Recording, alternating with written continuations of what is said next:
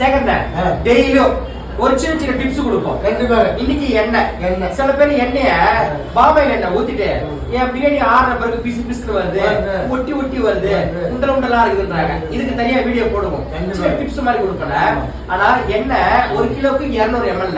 எந்த பிரியாணி செஞ்சாலும் ஒருவேளை ஒரு 10 கிலோ அரிசியில 5 கிலோ கறி போடுறோம்னா எண்ணெய் கொஞ்சம் குறைச்சிக்கலாம்.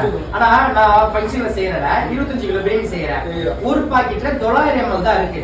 கவர் கணக்கு. ஆமாண்ணா, கவர் கணக்கு 100 போயிடும். அப்போ 25 கிலோ பிரியாணிக்கு நான் 4.5 லிட்டர் தான் ஊத்துறேன்.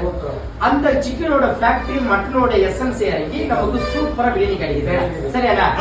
சிக்கன்ல இருந்து எண்ணெய் மாதிரி வரும். ஆமாடா ஆமாடா. சரிண்ணா, நீங்க உனக்கு தெரிஞ்சு எண்ணெய் உள்ளாங்க. இப்ப நிறைய பேர் என்ன பண்றாங்க, கத்து கொடுக்குற மாஸ்டர்கள்லாம் 1 கிலோவுக்கு 300 ml. 300 ml? ஆமா. என்ன சொல்ற? 300 ml. இது வரைக்கும் ஒரு 1000 பிரியாணி செஞ்சு 300 ml ஊத்துறது கிடையாதுண்ணா. ஊத்த சொல்றாங்க.